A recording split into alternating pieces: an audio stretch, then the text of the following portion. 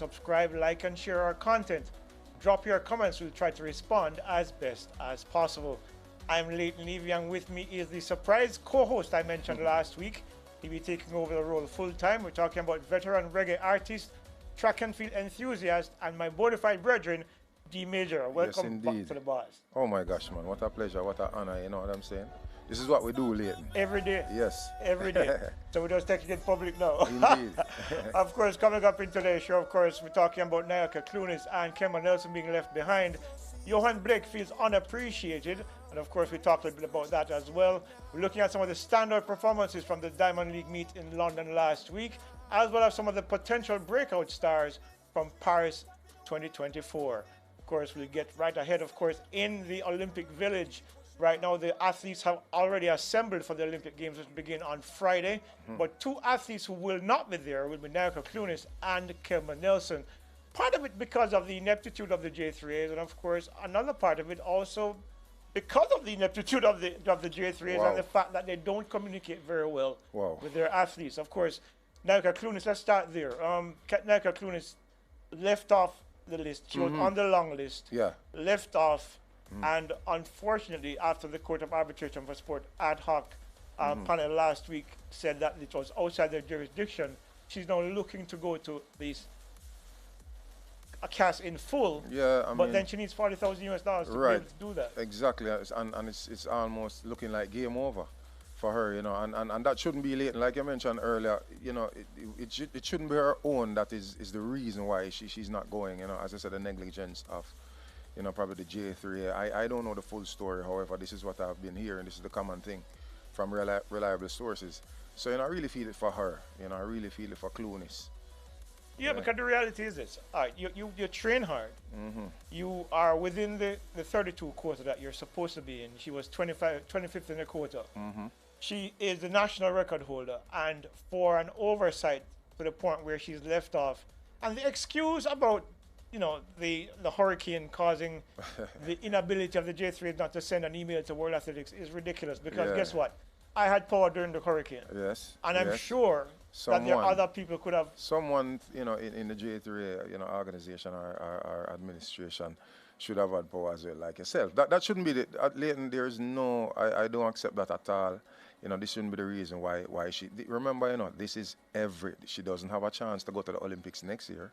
This is every 4 years, you know, so we have to ensure that we get all these things, we dot all I's, cross all T's, for the sake of our athletes, you know. Because it denies her opportunities. Because the very fact that she's in the Olympics means that she could probably have gotten a sponsorship from somebody. There you go. You know, and help her because she's been struggling. She's a thrower, which is not a traditional strong event in the Caribbean, and more so in Jamaica. So the reality is, had she been in the Olympic Games, maybe a sponsor would have seen and said, maybe if we support her, she could be further along by the next Olympic cycle. To even think so far to late, it makes it more even painful thinking about it. Because as I said, this is her livelihood. You know, this could be her, you know, quote unquote breakthrough. As I said, with sponsorship, you know, we know the athletes' life itself. You know, it takes a lot. It takes a lot. You know, monetary and otherwise. You know, so she really. It's a tough one for her, and I really feel it for her. Yeah, but the thing with Kemba, though, you know, moving on to Kemba's situation, is that Kemba is an alternate participant. A bit Here's different. The thing. The rules state that outside the top three at the national championships, any selection is at the discretion of the J3As. Right. Kemba Nelson was 5th at the national championships in a time of 11.14. Yeah. The same time as Alana Reid, who is there. Right. It came down, I believe, to who the J3As thought was the better option for them. Right. Going into because there was no difference in time, which means there's a disparity in terms of performance. Yeah. But it was down to their choice of who was going to be joining the team. The other thing, though, let me just finish this point, is that there's a belief that going into the selection process, you remember earlier this year, Kemba Nelson was selected for the World Relay squad. World Relays, exactly. And withdrew at the last minute. Okay. And not only did she withdraw, she competed the same weekend at the National Stadium in Kingston. Wow. So that could have been a factor as well. So, what, do you think there's some bad blood there?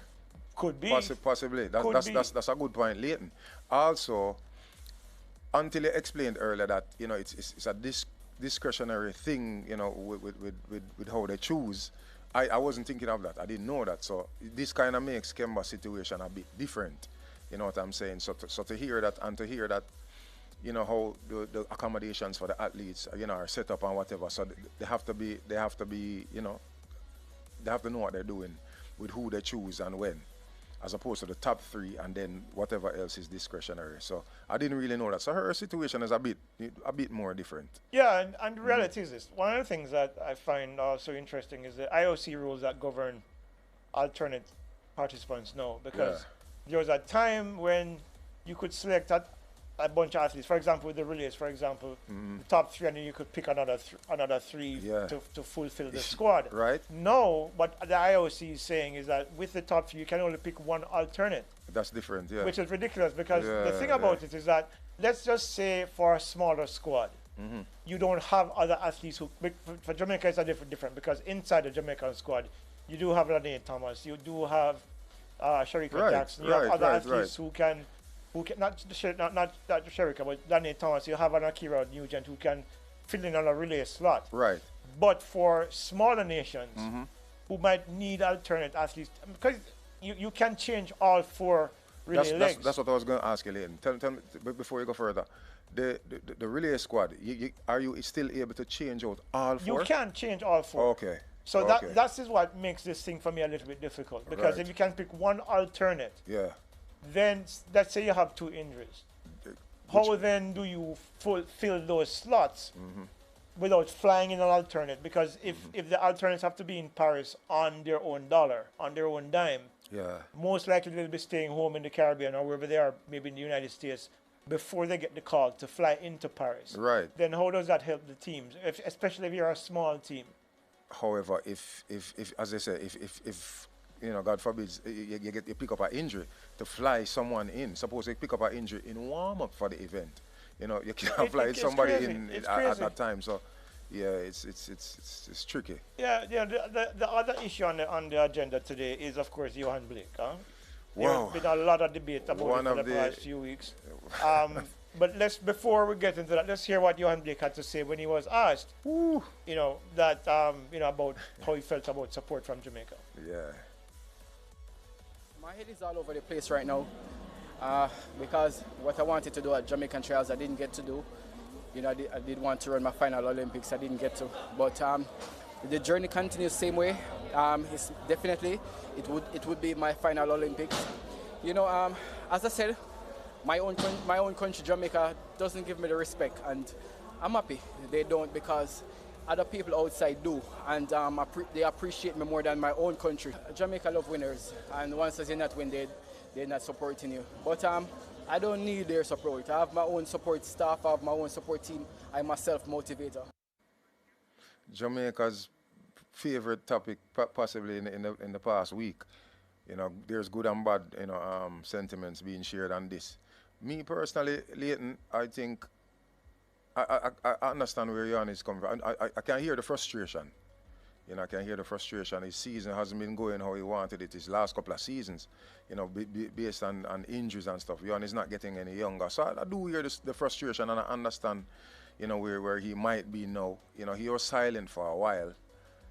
As I said, the last couple of seasons haven't been going well, or how he would have wanted it to. So I do understand the frustration, and I'm not going to beat down Johan for what he said. You know what I'm saying? Because the Jamaican public too, remember, we're going to talk with mine. So, and we're not going to hold back. So, I can understand that they were coming at him, probably with some even very toxic comments. So I think his cup is full now. Yeah, look, one of the things that I've found interesting is, and it's something that I've had a number of conversations with other athletes who have felt similar. I mean, Asafa Powell, yes. I know Daniel Williams probably had that concern as well. Indeed. Dion Hemmings. And I'll start there with Dion Hemmings, because this, for me, is something that rankles me personally. Yeah. Dion Hemmings is the first Jamaican woman to win a gold medal at the Olympic Games. Yeah. Right? I see, and look, not to say that these athletes are not deserving, but Shelley and Fraser Price, Asafa Powell, Yeah. Veronica Campbell-Brown, Usain Bolt, all have statues at the National Stadium Exactly. in their honor. Yes. But Dion Hemmings, nothing. And Right. we've heard crickets over the years. And I think this is the situation with Johan as well. Yeah. Wherein people forget that when Usain Bolt first started in 2011 in Daegu, it was Johan who picked up the mantle and won the world title. Thank you very much. Yes. Had it not been for Usain Bolt in 2012, Johan Blake would have been Olympic champion in 2012 in both the 100 and 200. Exactly. And he picked up this injury in 2014 in Glasgow that pretty much would have ended the career of many other athletes. Yes. Right? But he persisted, he continued, he represented. Yes. And one of the things that I don't like, and I understand how fans view things, because for fans it's, what have you done for me lately? Yes. But one of the things that I think fans don't understand one of them, is that the athletes are not doing this solely for your enjoyment. This is their livelihood. This is what they do for a living.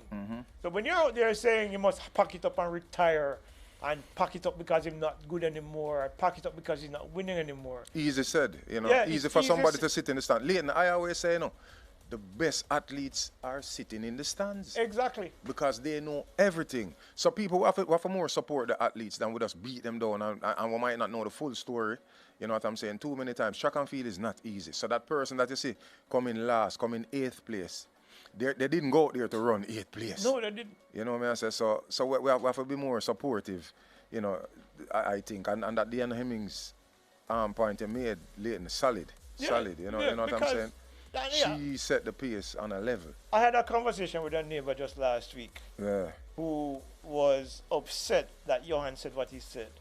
A lot of people are. Yeah, I was explaining to him that you have to remember that athletes are human, you know. Yeah. Right? They are not machines. They have feelings, and it's easy to stay behind your keyboard and on your phone and go and and slate an athlete and say the worst things possible. Yeah. Not understanding that it does have an impact on them at all, and that what we saw from Johan last week was an outpouring of that frustration. That's what and I'm he said saying. it. You can his hear mind it. is all over the place. Yes. He didn't make the team he wanted to make his last Olympic That's Games. how he started it. Yeah. Yes. He was explaining I didn't and make he the had team, his frustrations, and he's human, and he's hurt. Yeah. He's hurt because he didn't fulfill his own goals, and then you are piling on top of him now. How do you expect him to respond? A man that wants to do his best to represent us. Yeah. And he's doing it for his country. He's literally running himself in the ground. Yeah, he's doing it for his country. Yeah. And the least we can do is show some appreciation for that. And I think I come down on his side. I mean, I understand how fans feel. Likewise. But I think, I don't think he was wrong in saying what he said. And if we are hurt by what he said, it's because he's hurt. Why he said what he said, why that hurt your feelings. 100%. So it's tit for tat, I suppose. 100%. Yeah, but boss, talking about tit for tat last week, boss, we saw some things at the London Diamond League meet. Fire everywhere. Fire everywhere. And we want to start with the young lady who listen, I've been so impressed with her from even her early days at Arkansas, where she wasn't she wasn't doing anything extraordinary. Yeah. But this season, yeah. I mean, we saw some of it coming from last year. What made she pull your interest though from that time? All right, she was one of those athletes at champs where you saw potential. Okay. But it's not very often that you see that potential manifest into what we expect from these athletes. And over the past 3 years at Arkansas, she gradually got a little bit better each year. Last year was when she caught my attention. She caught my eye. Well, she caught my eye in a bigger way. Yeah. Wherein you saw where she was running consistently well, but not at the level where she was gonna be. Okay. This year, she at the NCAA level, she had 4 PBs this year. Yeah. 4 PBs in one season, and then she added a 5th PB in London last week, 48.57. When she ran the 48.89. I called her coach, Chris Johnson, and I said to him, how do you manage her now that she's peaked? Those are my words. Now that she's peaked, how do you manage her now through into August when track and field starts? And he says to me, she hasn't peaked yet. Leighton, all right, let me stop you there for a second. So when she ran the 48, I said, understanding the feel that we have here in Jamaica, I said she does not have to come to trials and run faster than 50 points. Yeah. That is exactly what they did. Now, I must commend their team, our coach. I think they're getting it right. I think they're getting it right this year. Later on in the show, I will expound more on that. But they really seem to be managing her perfect, because how she's going into the championships now with a world lead. This is how you want to set up yourself, both not only physically, mentally as well. Yeah. Yeah, man. So continue. Yeah, because the bottom line is this. When my understanding of how she trains is this.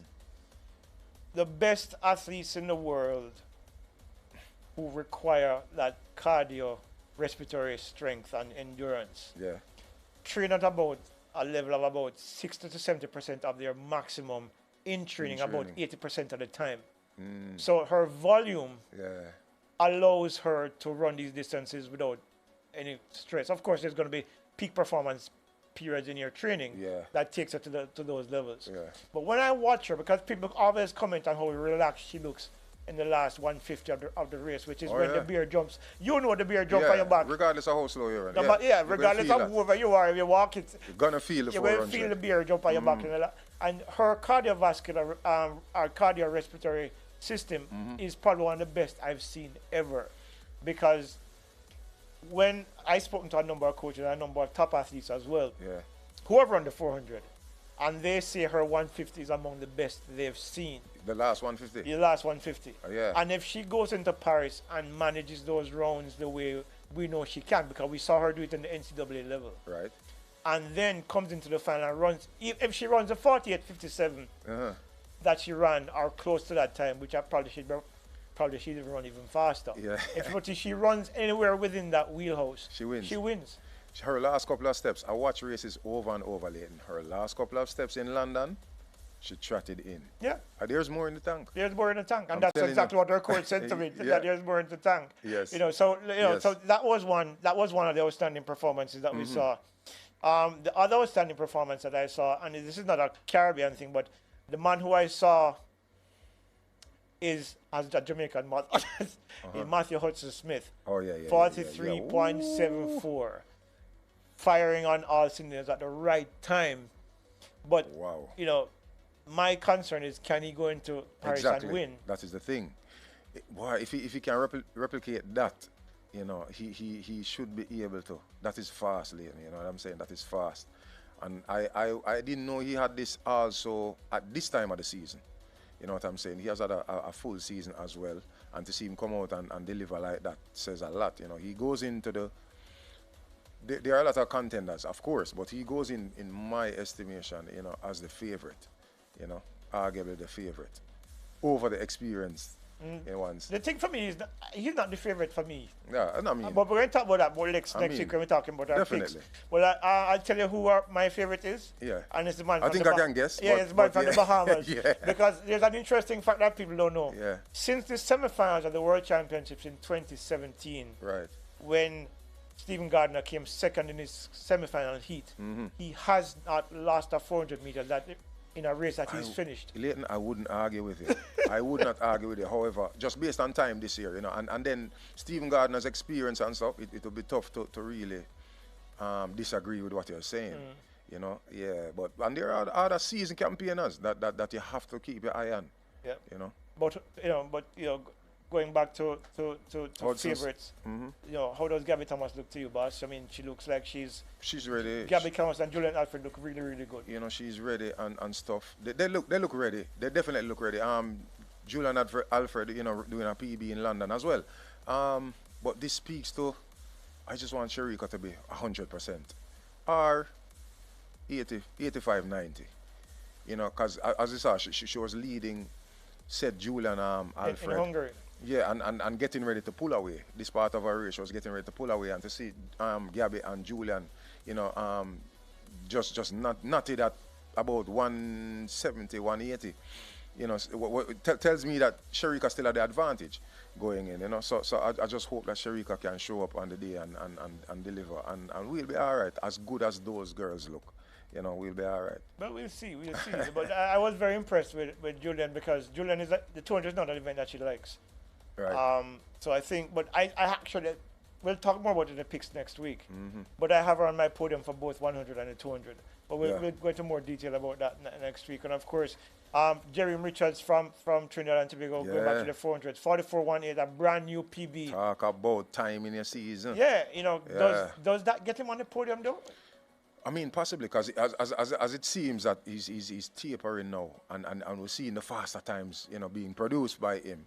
So going into we expect that he'll go faster, in Paris. So he's setting up himself well, and mentally. What this does for an athlete, Leighton, I'm sure. I've spoken to many athletes, and when you do this right before a championship, you feel good.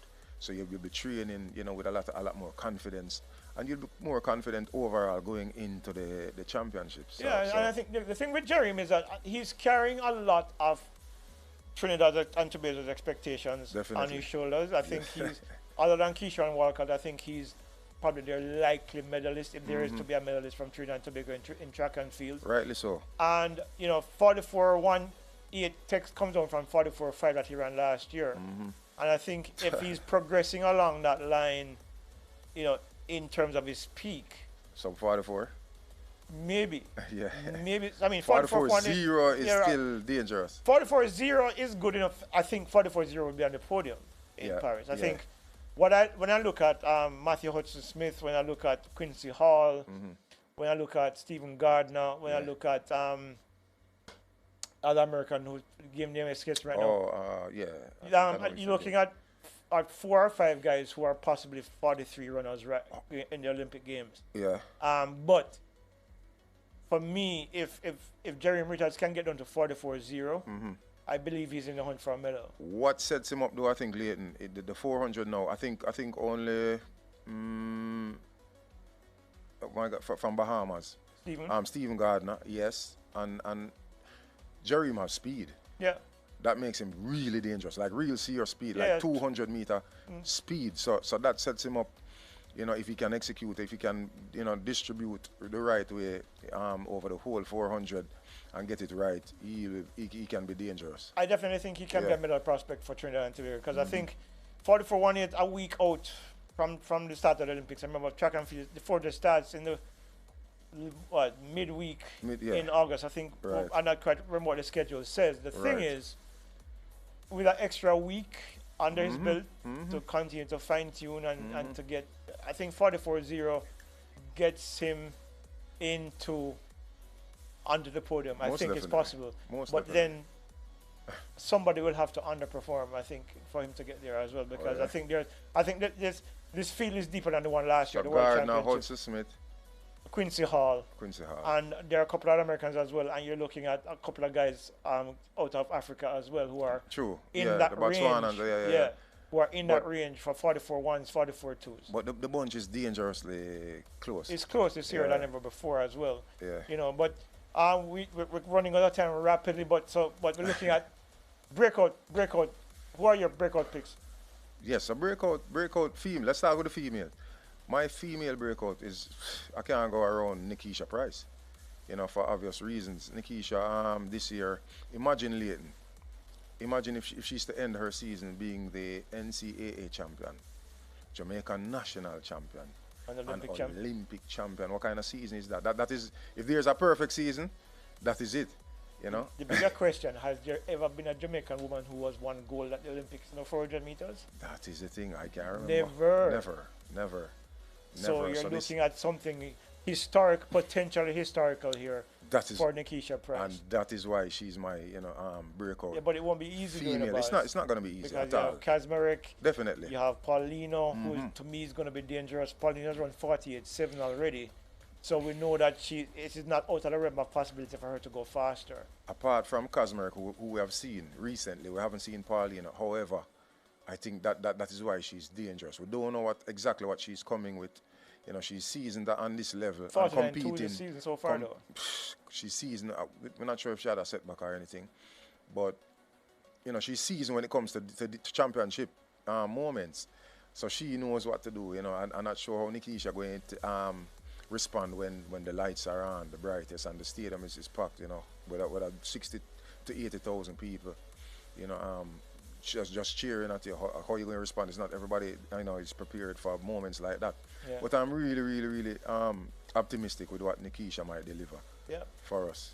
Yeah. I of course, Julian Alfred world indoor champion for 60 meters, possibly breakout for the Olympic She Games. is your pick.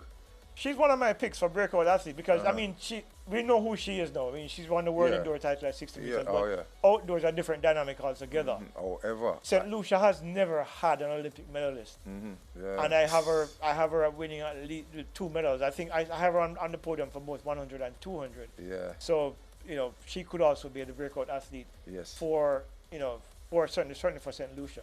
Yeah. That would be historical as well because never been done before. Laverne Spencer has come close. She finished 6th, I think, in the high jump in 2016 or was it 2021. But this would be a big step for their country in terms of Olympic medalists. I think that the indoor goal has set her up. And we're seeing, flashes of that and the progress from what she did with indoor. She came to jump to Kingston and run what? 10:78. Come on, at that time. So. Her 200 PB has dropped significantly as well. So she's ready to run fast. Yeah. So looking forward to that. What about one of the twins boys? Yes. No. Tia Clayton. It's just based on the NCAA, the national champion and stuff, why I would give Nikisha. But my eyes are on Tia Clayton. She's my dark horse, for the women's side. I think Tia Clayton is going to shock the world, not just Jamaica, but the world, in Paris. And I'm scoring her not only because of her abilities. She ran 10.8 at the trials, and her post race interview was she said she knows she could do better. Then, you know what I'm saying? If you remember, Shelly-Ann Fraser in 2008, it was similar. It was a similar time at the trials, and she went on to win the Olympics. Now I'm scoring her mostly because of who her coach is. Stephen Francis. Don't. If you're still doubting him, then you need to not watch track and field. This man has proven himself over and over and over again, especially with the females.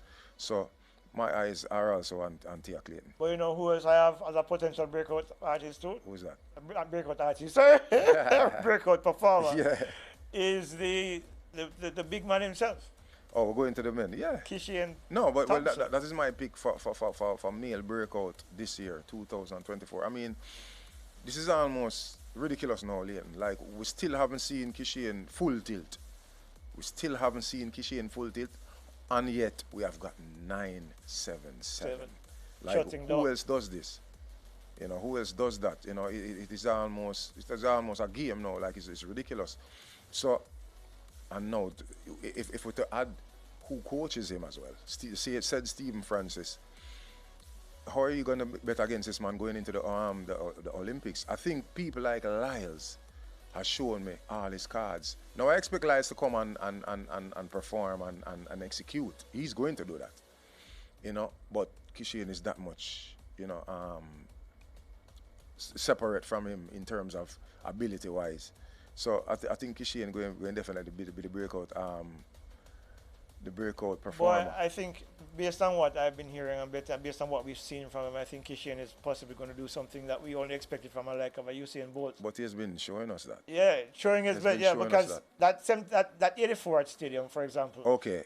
You remember when Bolt in 2009 shut it down in the semis? Shut it down and said, no, man. It's a similar feel, yeah, very similar feel. Also, Leighton, if we're doing maths and we're measuring it, like people, you don't just get up, open your season, 982, 984, 977. You don't do that. And it's first, like no one first does time he's ever running rounds as well. Like who does that? Yeah. And he does that. That is a scary thing in a Leighton. He still does not know. He still hasn't learned the whole thing yet. Because listening to his interviews, he's like saying, I'm trying to slow down. I don't know how to slow down. And all of that. So this kid is scary. Yeah, she is scary. Yeah. I'm actually quite excited about seeing what he does when the 100 start. Yeah. Because I think we're going to see possibly the start of a new era in Jamaica's men's sprinting. Oh, yeah. I think you can say that safely. And it's going to be exciting because of Bleak Seville is there as well. It is, yes. Who I also expect to do well there among the men is our young Jaden Hibbert. Yeah. I know he's third in the world this year, 1775, with his season's best. Mm-hmm. But based on what I know is coming, well, not know is coming, but certainly know what is potentially coming, I think he could also be massive. He's world under 20 champion, World Under 20 world record holder, and now he steps onto the big stage. He missed out on an opportunity last year in Budapest with that injury. I think now is his time to shine. Yeah. One of the things I like about Jaden is that he's never intimidated by the occasion. Right, yes. He tends to thrive, and I think what we'll see from him in Paris is going to be something spectacular. Most definitely. All Yeah, right. man. Alien as well. Alien is right. Alien. But let me say real quick, I do believe Oblique has the ability to win it all. Once, if everyone shows up 100%, I believe him and Kishian will be, it will be a tussle beyond 80 meters to the line. Yeah. Well, can't disagree with you there. Yeah. Of course, pretty much that's a wrap for us for this week, folks. So next week we'll be talking about all the action to expect in terms of our picks. Predictions, yes. Our predictions for the Olympics. Of course, Yes. everybody's doing their picks. We're waiting until the very I last forgot to do moment my homework now. to let you know. Lots of homework going to be done. We're going to be digging into our sources, calling all the people that we need to call. Indeed. And get all the information that we need to make our Don't want final to picks miss. for the Olympic Games. Of course, if you're watching, remember to subscribe, like, and share our content. And of course, until next week, when we'll be coming to you straight out of the blocks. Have a good day. Enjoy the rest of the week, and we'll see you next week when we're picking who our winners are. There's going to be surprises there as well when we come out next week. Bye-bye.